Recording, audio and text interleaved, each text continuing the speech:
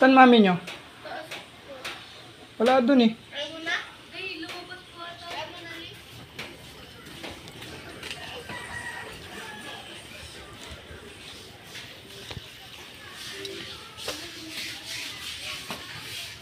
Ay putang ina, anong ginawa mo? Nililinis.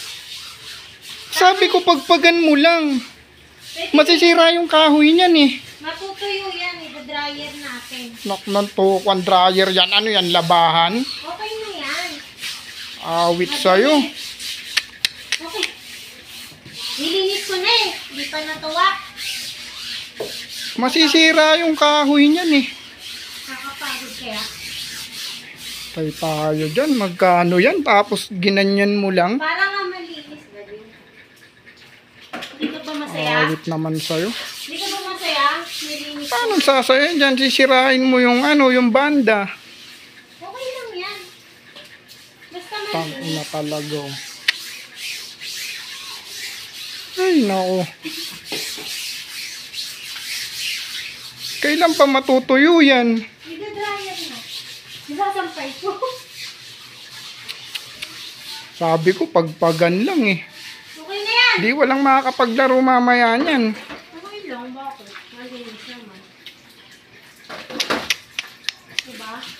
Ay, nako naman talaga. Para nga malinis. Imbis na makatubulong ka, pero wisyo yung ginawa mo eh. Ayos ko.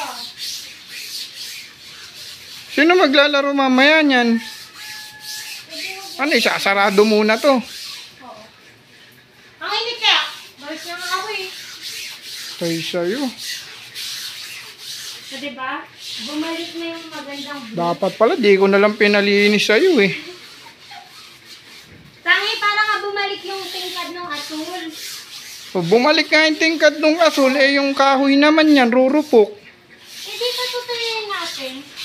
Ay, Ayaw mo ba? Oo, diba? Oo, malinis na. awit. Hindi.